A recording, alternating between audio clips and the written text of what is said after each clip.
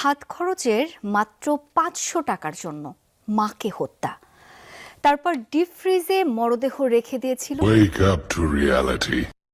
খরচের টাকা না পেয়ে মা সালমা খাতুনকে শ্বাসরোধে হত্যার পর ডিপ ফ্রিজে রেখে দেন নিজ ছেলে সাদ বিন আজিজুর রহমান। মাকে হত্যাকাণ্ডে নিজ সন্তান জড়িত এমন অভিযোগে গ্রেপ্তার হন ছেলে। তবে এবার এ ঘটনায় পুলিশি পর্যালোচনায় বেরিয়ে এসেছে চাঞ্চল্যকর তথ্য।